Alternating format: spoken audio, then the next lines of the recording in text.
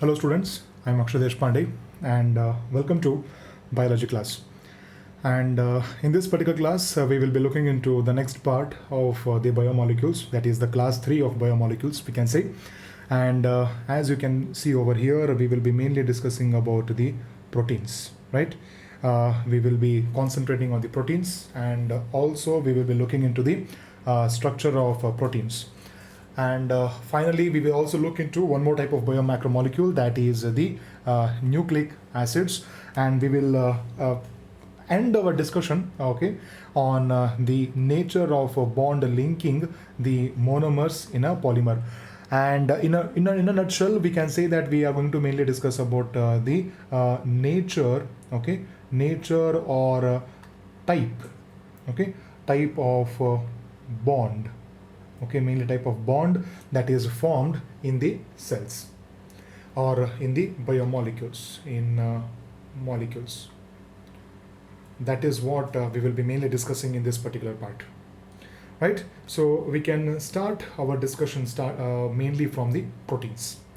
Now proteins, as we all know, they are the polymer of amino acids.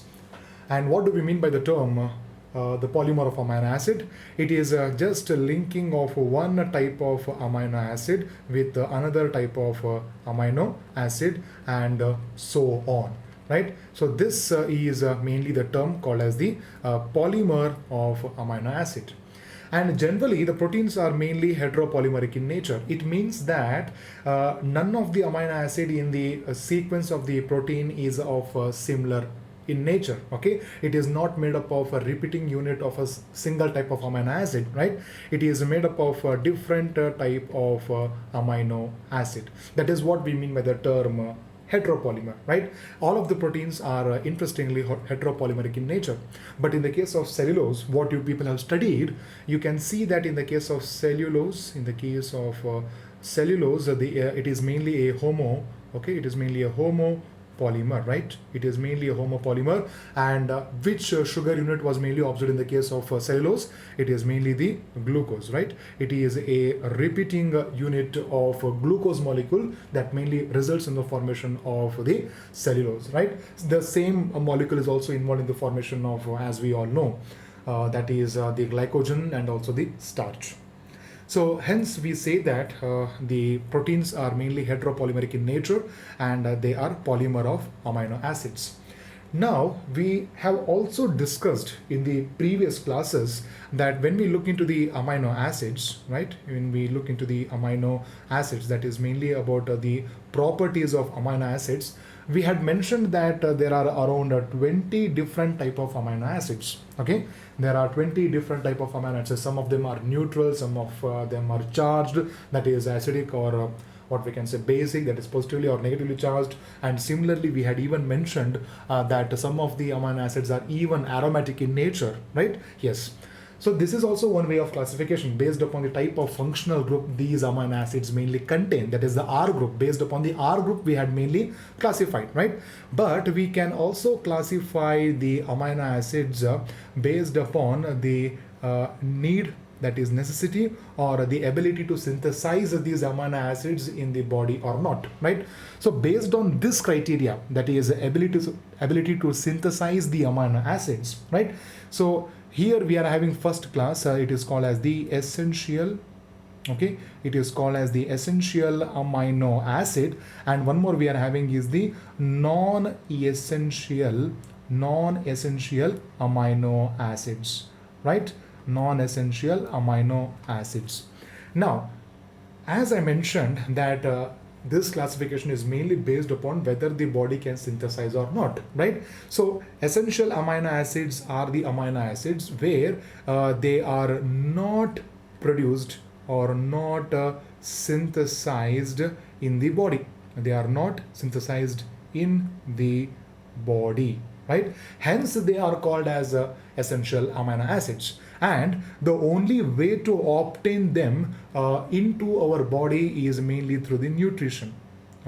Mainly through the nutrition, that is mainly through diet. Whatever food we eat, that is the only way through which we can actually obtain these essential amino acids. So on the contrary, we are having non-essential amino acids, as we had mentioned over here. Now it is exactly reciprocal or opposite to that of the essential amino acids. That is, they can be produced by the body. Okay, they can be synthesized by the body, and there is no compulsion, there is no necessity that these amino acids should be determined through the, or should be obtained through the nutrition or through the diet. Okay, that is what we mean by the term non-essential amino acids, right? So ultimately these different 20 types of amino acids are mainly involved in the formation of a polypeptide, or that is the proteins. Okay, and amino acids, they may be either essential type of amino acid, or they may be non-essential type of amino acids. Now, moving on, we have to consider two important proteins. Of course, we do have a table where we will be discussing about different type of proteins, examples for the different type of proteins, right? So the first one we are having is the collagen, and one more we are having is the rubisco. Okay, now both of them are considered to be the most abundant proteins. But interestingly, collagen is one of the most abundant protein only in the animal world, right? Only in the animal world or in the animal kingdom, collagen is considered to be one of the largest or most abundantly found protein. But in the case of rubisco, it is a protein that is mainly found in the plants. Okay, it is a protein. More specifically speaking, we can say that rubisco is actually an enzyme. Okay, it is mainly an enzyme that is mainly found in the case of plants, and we consider the rubisco as the most abundant protein in the terms of biosphere. Okay, in the terms of biosphere. So ultimately, the major organisms that you find on the planet Earth are none other than the proteins. Plants. Okay, so plants are ultimately the highest number of individuals that you see on the planet. Hence, we consider that the rubisco is the most abundant protein in whole of the biosphere. Okay, of all the organisms, of all the different type of living organisms, we see that rubisco, that is an enzyme, is the highest abundant protein you find in the case of biosphere, right? And full form of rubisco, as we all know, it is actually the ribulose bisphosphate carboxylase oxygenase, right? Yes. So you will study about the rubisco enzyme more clearly in your photosynthesis chapter, that is the C3 reactions and C4 reactions. You will mainly study about the rubisco enzyme. We will encounter why this is a carboxylase and also oxygenase. It is having affinity towards both the carbon dioxide and also the oxygen. Hence it is named as carboxylase and oxygenase. Right? So here we are having a table. Let me erase this. Yeah. So here we are actually having a table that briefly discusses about mainly the type of protein and what is their respective functions. Right? So now if you look into the first abundant protein in the case of the animal kingdom, that is the collagen, you can see that it is actually acting as an intercellular ground substance. Again, I have to point out that this whole table is of importance. Okay, lot of questions have appeared in your CET examination, that is Karnataka CET examination, and also in your NEET examination regarding the type of protein and the respective function of that particular protein. Okay, hence you don't have to ignore, okay, don't even considering or thinking of ignoring this particular table over here. Okay, so collagen is actually acting as an intercellular ground substance. It is acting as an intercellular ground substance. Okay, so you will hear about collagen a lot in the case of a tissue, in the animal tissue called as the areolar tissue. Okay, so you will mainly hear about it in the case of areolar tissue. Right? So in the structural organization of animals, we will study about it. Now, moving on, we are having an enzyme, okay, that is called as the trypsin. Okay, now trypsin is actually a protease. Okay, it is mainly what? A protease. Now, what do you mean by protease? Protease is something that is involved in a degradation of proteins, right? It is mainly involved in a degradation or digestion of proteins. Okay, if the proteins are needed to be digested, if the proteins are needed to be degraded, broken into smaller pieces, then proteases are the enzymes that are involved in this mechanism. Okay, and one such protease that you're going to look over here is the trypsin, which is exactly as I said, it is an enzyme. Okay, yes. The next one we are having is the insulin, right? And insulin is actually a hormone, and interestingly, it is a protein hormone. It is a protein hormone. Okay, and we all know the function of the insulin. The function of insulin is mainly to reduce the blood sugar levels.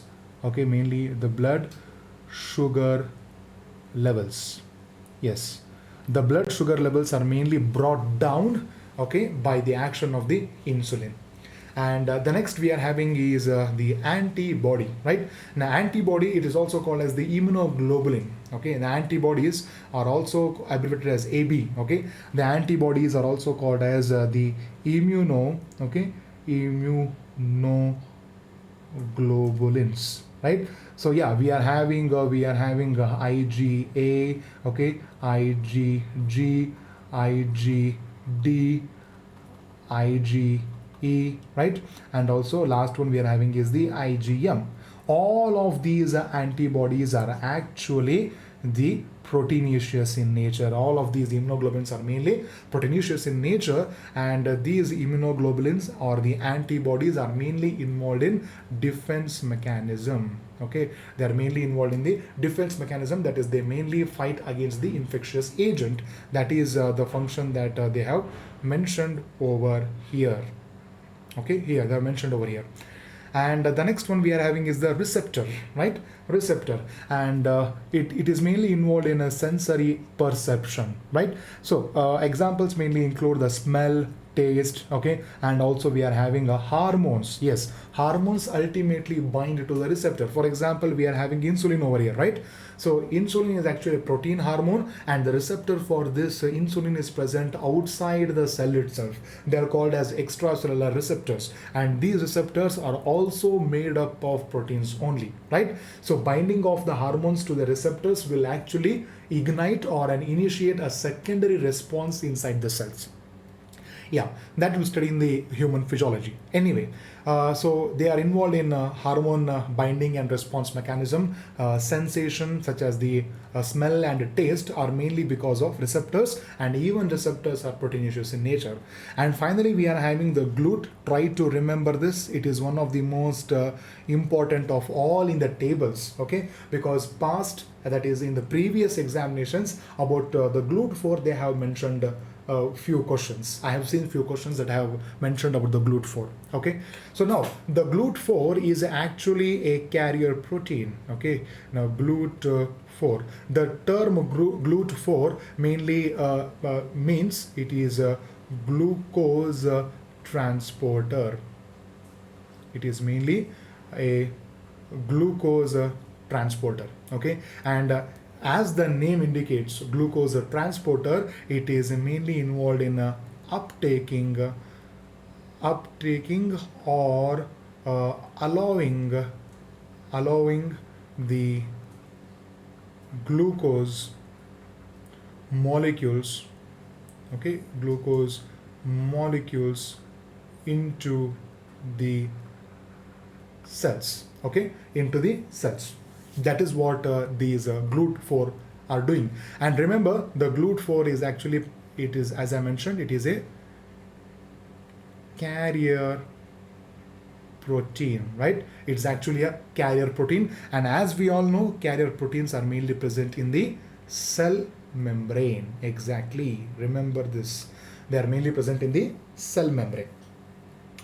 Yeah. So, and also if I have to recall some important points about carrier proteins, they are mainly involved in the facilitated diffusion, okay? And any carrier proteins do not require ATP, okay? No ATP is required for transporting of molecules from one region to another region, and generally the carrier protein will allow the movement of molecules down the concentration gradient, right? That is from region of higher concentration to the region of lower concentration, right? So here in this table they have mentioned mainly about a few important proteins and their respective functions.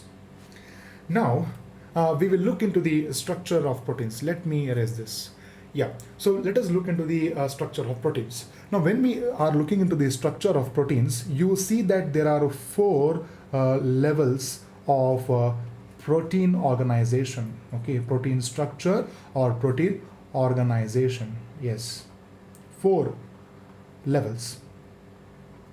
You see that proteins are actually organized. Okay, so the four structures that we have to consider over here, the first one we are having is the primary structure, the next one we are having is the secondary structure, the third one we are having is the tertiary structure, and finally we are having is the quaternary structure. Okay, the quaternary structure is the highest of all. Okay, it is the highest level of organization. Okay, the simplest level of organization, it is mainly the primary structure. Okay, so let us look into what these structures actually mean. The first one we have mentioned over here is that they are mainly the primary structure. The first structure we are having is the primary structure. That is, they are mainly sequence of amino acids. Now, what do you mean by sequence of amino acid? See, in the beginning of the class, we mentioned that if I consider one amino acid, okay, I will link it with another amino acid, and similarly, I will link it with another amino acid, and so on, right? So now the sequence of amino acid, which amino acid is present at the first position, and next to it the second amino acid, next to it we are having is the third amino acid, the next amino acid we are having is at the fourth position. Okay, so if we look into the sequence of amino acid one after the other, then we call it as the primary structure. Then it is called as what? Primary structure. Okay, and interestingly, if you consider any protein, even the proteins also exhibit polarity. Okay, even the proteins also exhibit polarity. Okay, it means that one end is different from the another end, right? So generally you see that we see that the beginning end is called as the N terminus. Okay, it is called as the N terminus.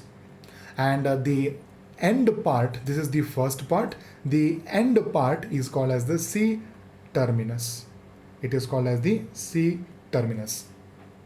Now, why do we need to refer the first part, the beginning part of the amino of the protein as the N terminus and the end part of the protein as the C terminus? Because we can recall from the structure of the amino acids, right?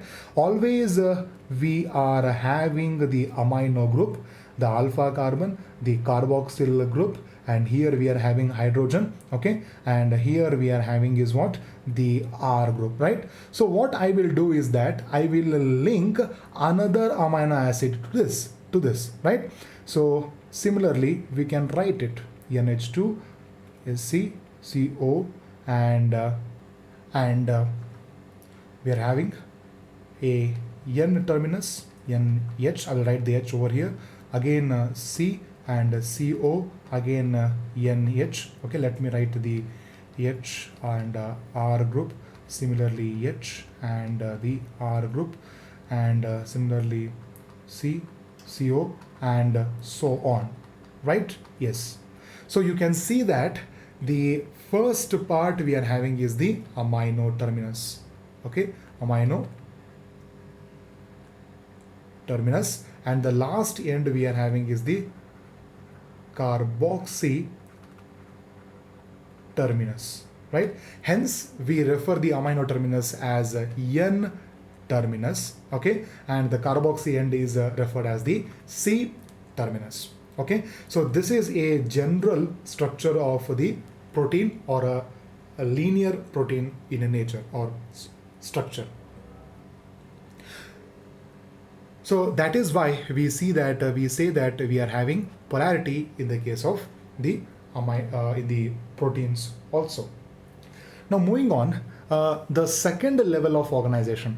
That is, after the primary structure, we have even mentioned about the secondary structure, right? So alpha helix and the beta plated sheets are actually considered to be the second level of organization, that is the secondary structure. Okay, so now what do you mean by alpha helix? It is a coiled spring-like nature. Okay, this is actually called as the alpha helix, right? Yes. And it all depends upon the direction of coiling. Okay, either the coiling may be right-handed side or either the coiling may be left-handed side. Okay, generally in the nature, all of the proteins that are known to occur are occurring in the right-handed alpha helical structure only. Okay, and the next one we are having is a slightly variant of the alpha helix, that is called as the beta plated sheets, where amino acids are arranged in the form of a sheet like nature. Okay, in a parallel sheet like nature. Okay, so the main difference exists mainly in the type of bond formation. Okay, the hydrogen bond formation that is resulting in the alpha helix or the beta plated sheets. Okay, yes. So the next third level of organization we are having is the tertiary structure. Okay, so in the case of tertiary structure, what happens is that the protein actually folds into a loop-like structure. Okay, this is the N terminus and this is the C terminus. Okay, so what happens is that the protein actually folds into a loop-like structure. Okay, so folding property of the polypeptide is considered to be the formation of tertiary structure. Okay, so along with the folding of polypeptide, you also see that there is one more important factor that is resulting in the formation of tertiary structure, that is called as the disulfide bridges. Okay, disulfide bridges or disulfide bonds. They're also called as disulfide bonds. Okay, and interestingly, for the formation of the disulfide, the name itself indicates two sulfur molecules. Okay, hence it is called as disulfide bridges. Okay, and disulfide bridges are important for the activity of the protein or polypeptide. So you can see that the amino acid which is mainly involved in the formation of disulfide bridge or disulfide bond is the cysteine. Okay, now cysteine is an amino acid which is mainly containing a sulfur. Okay, it is mainly containing the sulfur. Okay, hence we can say that it is cysteine that is involved in the formation of the disulfide bridges. Okay, so disulfide bond formation and folding of protein is folding of the polypeptide is important for the formation of the tertiary structure. Okay, so ultimately the biological functioning of the protein is determined by the tertiary structure. Remember, okay, the ultimate functioning, that is whether the protein is actively functioning or it is not functioning or it is remained in the inactive state, that is determined by which structure, which level of organization, that is the tertiary structure. Right, and finally the next level of organization that we are having is the quaternary structures. Right, now what happens in the case of quaternary structure is that one type of polynucleotide it binds or assembles with another different type of polynucleotide, and both of these will become into what? A functional unit. It will become into what? A functional unit. It becomes into a complete functioning protein. Okay, an excellent example for the quaternary structure that we know is the hemoglobin. Okay, it is the hemoglobin that we are all very much aware. Okay, we say that hemoglobins are mainly made up of two polypeptide chains, that is alpha and beta. Okay, alpha is present in 2 copies and beta is present in 2 copies. Hence we say that alpha 2 beta 2 is actually the formula for the hemoglobin. Okay, and as we all know, hemoglobin is mainly involved in the transportation of oxygen, okay, from blood to the tissues, and also carrying the carbon dioxide from the tissues to the lungs. This is the main function of hemoglobin, right? So these are the levels of organization or structure of the proteins, right? I hope we have made the points quite clear over here. Okay, so again, the structure of proteins is an important part that you people have to remember. Okay, so this is the part of this part of the discussion where you can expect the questions kind of to be true or false or incorrect kind of statements. Which of the following is a correct statement, or which of the following is an incorrect statement? This is what kind of questions you may expect in your examination. Okay, so for this you need to understand the concept of proteins quite vividly. Now, let us look into another type of macromolecule, biomacromolecule, that is we are having is the nucleic acids. We have discussed about nucleic acids earlier in the first class itself, where we have considered the DNA and RNA. Okay, so the examples for the nucleic acids we are having is the DNA and RNA are the examples for the nucleic acids, right? And generally we say that nucleic acids are polynucleotides. Now again the same term, polynucleotides. Okay, it means that linking of one nucleotide, okay, nucleotide with the another nucleotide, and similarly another nucleotide, and so on, right? So this will result in the formation of the nucleic acid. Okay, and now if you consider the component of a nucleotide, we have discussed this again. Okay, we have discussed in the earlier classes that a nucleotide is mainly made up of the nitrogenous base, and it is also made up of a sugar, right? Generally the sugar is actually pentose. Okay, it is mainly a pentose. Okay, an example for a pentose sugar that is mainly present in the nucleic acid is the ribose. Yes, so we actually find two types of ribose, the normal ribose, and one more we are having is the exactly deoxyribose. Yes, ribose and the deoxyribose. We are having these two different type of ribose molecules. Okay, so if you look into the difference between the ribose and deoxyribose, this is the structure of your ribose molecule. This is the what we can say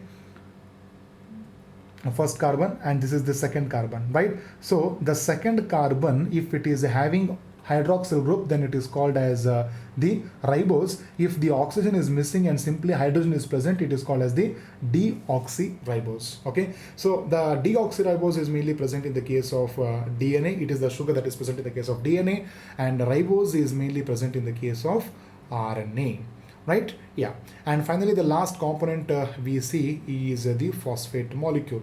Okay, yes, and phosphate is the reason that is giving the DNA or RNA the negative charge. Remember, okay, DNA molecule is actually negatively charged. Okay, and the reason why DNA is actually negatively charged, because of the we can say about the phosphate molecule. It is mainly the phosphate molecule that is negatively charged, contributing the negative charge property to the DNA or the RNA. Okay, hence we can say that the backbone of the nucleic acid, be it the RNA or be it a DNA, is the phosphate backbone.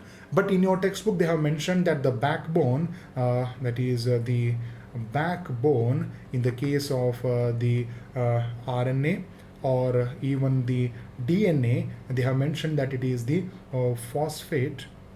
Okay, phosphate sugar backbone. Okay, they are mentioned as the phosphate sugar backbone, right? But in textbooks, some high level biology textbooks, they say that it is just phosphate backbone. Okay, and also remember, phosphate provides or contributes the negative charged property in the case of the RNA or DNA. Okay, so now let us look into the nitrogenous basis. Okay, nitrogenous basis. So here we are having four different nitrogenous bases, right? So first one we are having is the adenine, and the next one we are having is the guanine, cytosine, and also thymine. And at the same time you also find one more base. It is called as the uracil. It is called as what?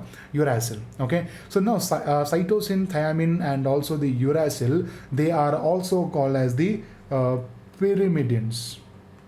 Okay, they are called as the pyrimidines, but adenine and guanine, they are mainly called as the purines. It is mainly called as the purines. They are called as the purines, right? I hope the concept of proteins and the structure of proteins and also the type of nucleic acids is also quite clear for you people. Now we can move on to the next concept, that is nature of bond linking monomers in a polymer. Okay, so we will mainly discuss the different type of bonds. Okay, different types of bonds in the case of a polymer, in a polymer, different type of bonds in a polymer, right? So we are not going to discuss the property of these bonds, okay, more in detail, but we will mainly name some important bonds that are mainly found in the biomolecules, okay, especially the macromolecules, okay. So here you find mainly the first type of bond, that is called as the peptide bond. It is called as the peptide bond, okay. Now peptide bond is mainly involved in the linking of amino acids. The property of the peptide bond is that it is mainly involved in linking of amino acids. So just a moment ago I had written that one amino acid is linked with another amino acid. So this line what I have drawn over here is actually the peptide bond. It is actually the peptide bond that we have mentioned over here. And interestingly, the result of a formation of a peptide bond, okay, so the result of a formation of the peptide bond is the formation of water, okay. Water is actually a byproduct in the peptide bond formation, okay. Now why water is actually formed? Because the peptide bond formation mainly involves two important groups, that is mainly the carboxyl group and one more group, that is the amino group, okay, amino group, right?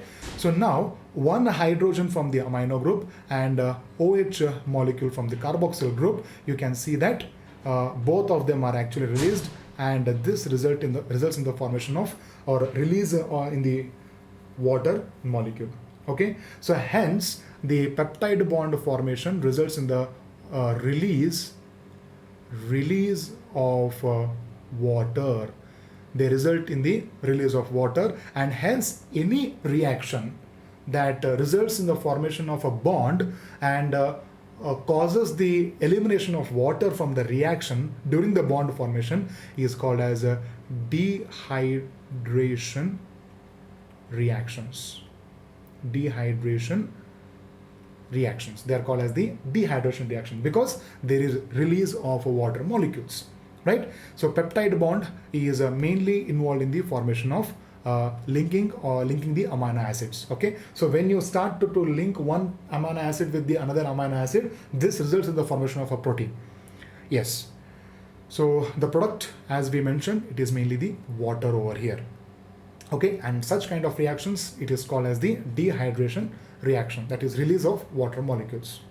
Now moving on, we are having one more type of bond. It is called as the glycosidic bond. It is called as the glycosidic bond, and a glycosidic bond is mainly involved in it's not lining, it is mainly linking of monosaccharides. Exactly, sorry, it is a monosaccharide linkage, okay, monosaccharide linkage, okay. So let us consider the example of cellulose, okay, from our previous class. And cellulose, we had said that I will take one glucose molecule and I will attach it with another glucose molecule, I will take another glucose molecule, and so on, right? Yes. So here you see that the line what I have represented over here is actually the glycosidic linkage or glycosidic bond. It is mainly the glycosidic bond, right? So now in the last class we had said that cellulose and starch and even the glycogen, right? Yes, all of these are actually homopolymers, it means that all of them are actually made up of similar repeating units of monosaccharide, and in all the three polysaccharide, that is cellulose, starch and glycogen, you see that the sugar that is used is the glucose molecule, right? But why we are having three different names, right? It is mainly because of the bond formation nature.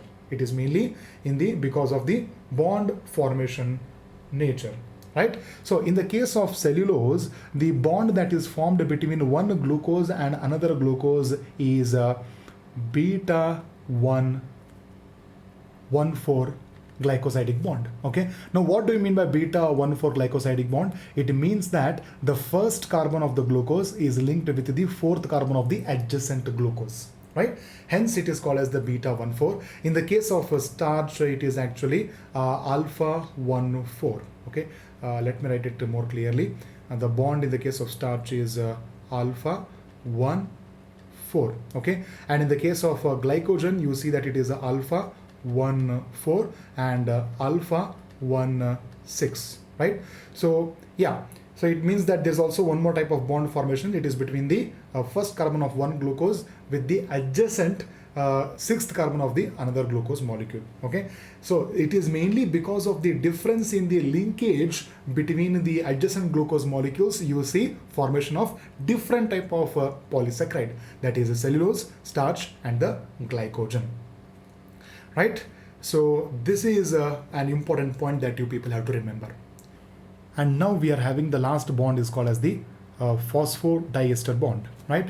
Now in the case of phosphodiester bond, you see that it is a bond that is linked between adjacent nucleotides.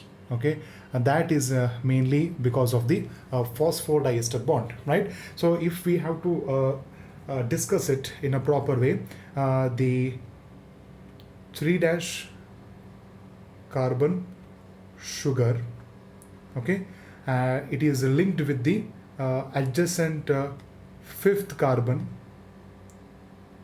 of the another sugar molecules. Okay, so the in one nucleotide, the third carbon is involved in the bond formation with the other nucleotide sugars, which is mainly with the fifth carbon, right?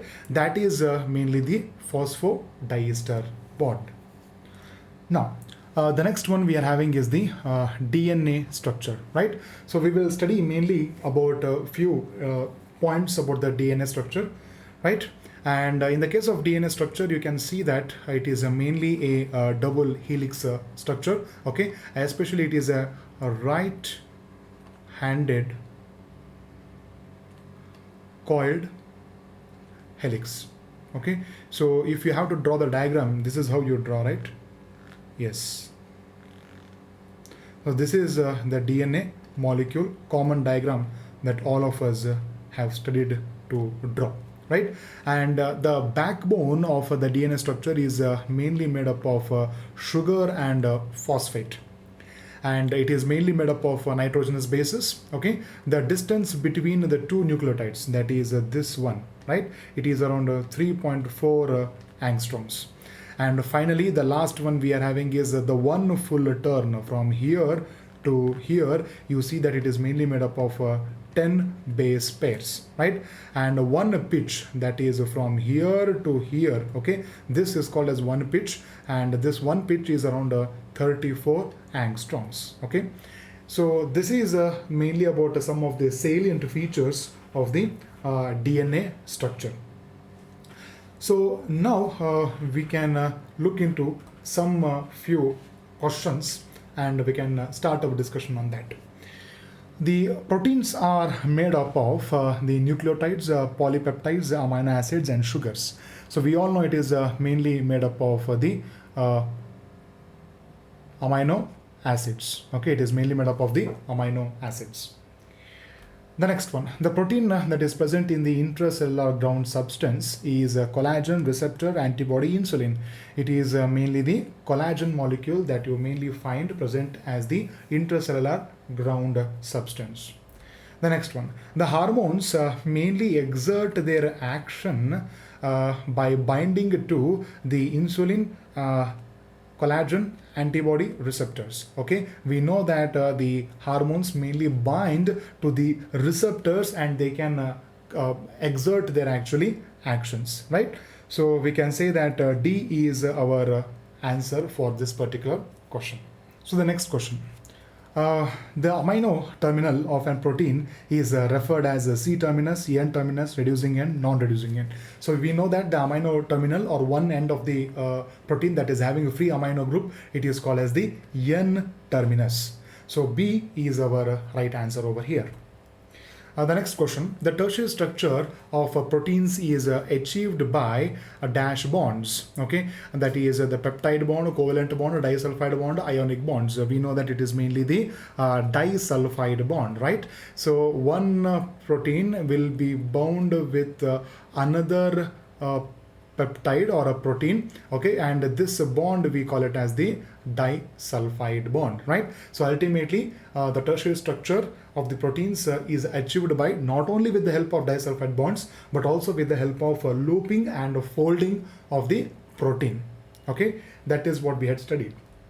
The next one, which of the following is a carbon compound formed of heterocyclic rings? Okay, it is the proteins, amino acid, lipids and nitrogenous bases. We know the heterocyclic compounds are mainly the nitrogenous bases, which are mainly found in the nucleotides. They are mainly found in the nucleotides, right? Yes, that is mainly our DNA or RNA. The next one, select the incorrect statement, and that is ribozymes have the catalytic power. It is actually a true statement, okay. Though they are actually RNA molecules, they do have the catalytic power. Okay, the next one is the proteins are homopolymer of amino acids. No, they are actually the heteropolymer of amino acids. So hence we can say that B statement itself is the incorrect statement and the right answer for us. Okay, so let us look into the two remaining options. Inulin is a polymer of fructose. Yes, it is actually true. And glycogen is stored in a liver and muscles. Exactly, glycogen is the reserve food material or stored as food material in the case of animals, right? That is liver and muscles. The glucose is stored in the form of glycogen, right? Hence the D is also a correct statement and the wrong statement is actually B statement. The next one, which of the following statement is true? The essential amino acids cannot be produced by the body, okay.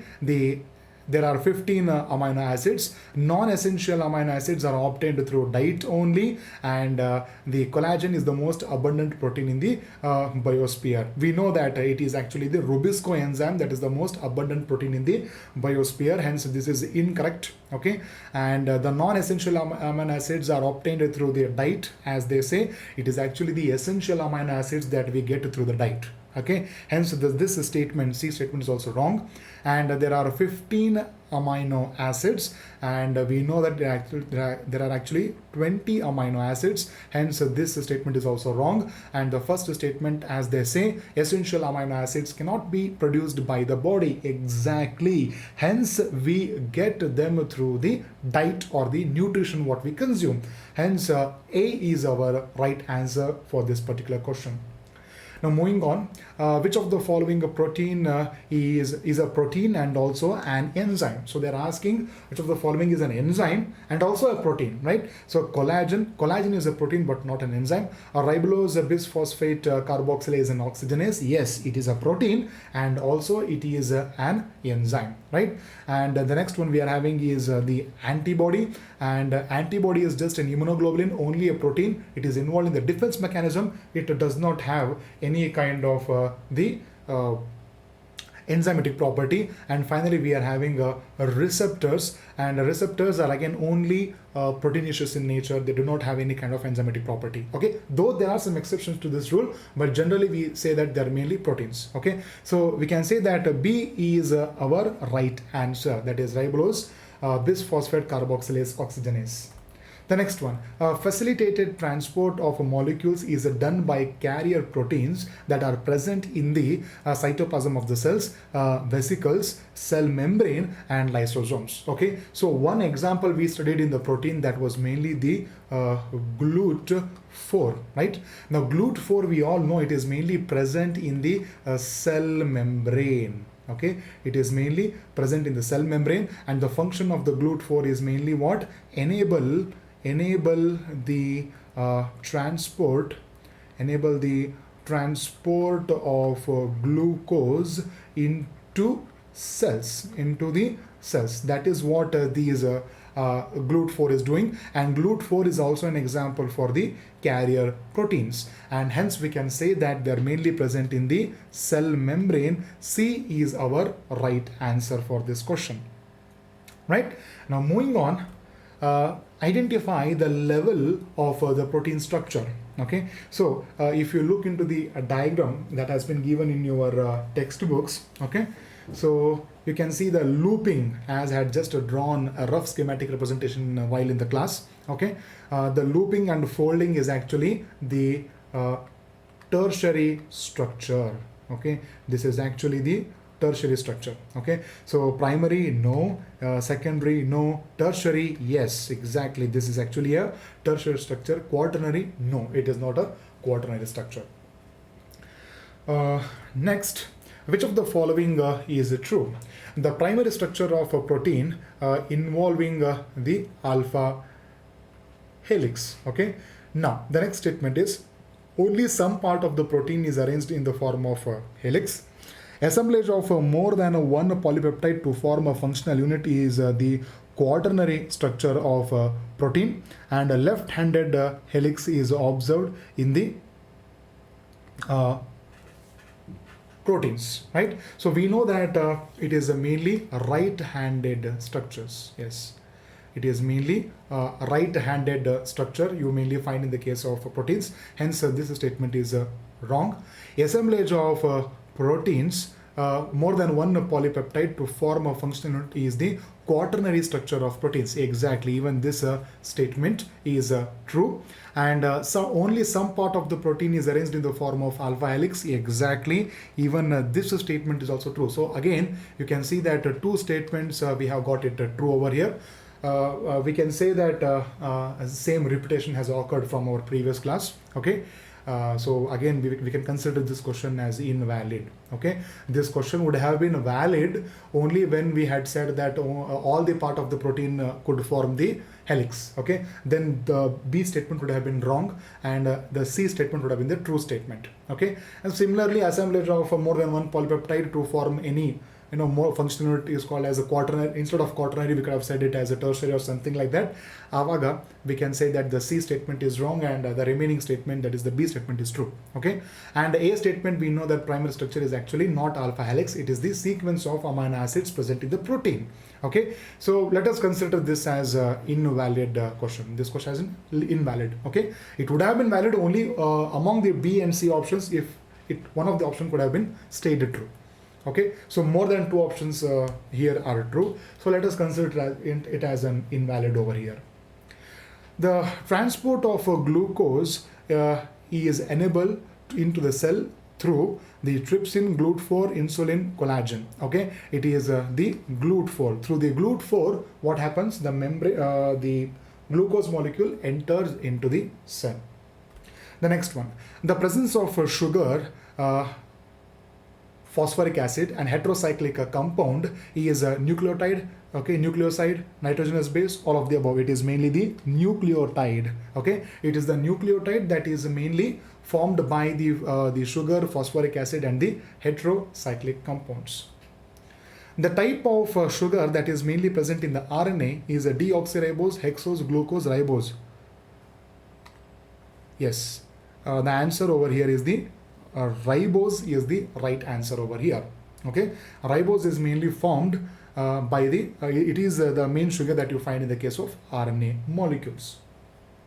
The next one, the number of subunits that is present in the hemoglobin is 4, 2, 3, and 1. You see that it is mainly made up of what we can say 4 subunits. Okay, 2 alpha and 2 beta subunits. Okay, completely 4 subunits form the result in the formation of the hemoglobin. The next question. Individual monosaccharides are linked by glycosidic bonds, peptide bonds, disulfide bonds, and the next one we are having is the Phosphodiester bond. Okay, so here you can see that they have mainly asked about the monosaccharides. So hence the glycosidic bonds are involved in linking of the monosaccharides to give us polysaccharides, right? Yeah. The next question, which of the following statement is not true? The peptide bonds are formed between the carboxyl group and the amino group. The glycosidic bonds are formed between the monosaccharides, okay, and the phosphodiester bond is formed between the third carbon of a sugar and a fourth carbon of another nucleotide sugar, right? We had said that it is mainly between the third carbon and the fifth carbon, not the fourth carbon. Hence we can say that the C statement is actually false statement, and that is our right answer. The next one we are having is the glycosidic bond is formed from the dehydration, right? Exactly, the product is that the water is released. Hence we can say that even this statement is true. The right answer over here is the C statement, which is not true over here. Now moving on, the product that are released from by forming a peptide bond is water, carbon dioxide, hydrogen, and molecular oxygen. We know it is a dehydration reaction, hence water is the product that is released by the formation of peptide bond, right? So A is our right answer over here. The next question, which of the following statement about the DNA is true? Okay, it is a double helix. The nitrogenous bases are projected parallel to the sugar and are inside. The binding of adenine is with the cytosine and guanine with the thymine, and the distance between the two nucleotide is 34 angstrom. No, the distance between the two nucleotide is around 3.4 angstrom, and the adenine always binds with the thymine and cytosine binds with the guanine. Hence we can say that this statement is not true. Even the D is not true. The nitrogenous bases are projected parallel. No, they are actually projected perpendicular. Okay, you can look over here. Probably I may not have discussed this point. Okay, the nitrogenous bases, when they are attached to the sugar, they are projected perpendicular and they are buried inside the double helix. Okay, and the first statement is that it is a double helix. So A is our right answer for this question. So we have mainly discussed around 20 questions for this particular class, and you people have to solve more questions so that you can be more proficient in this particular section. Don't forget to discuss or to mainly emphasize on the protein section. Okay, lot of questions you people can expect in your examination, mainly from the protein section only. Okay, it's a major concept, so don't even think of skipping that particular part. Okay, so I guess we will stop our discussion over here, and in the next class we can start discussing on the remaining part of the biomolecules. Thank you.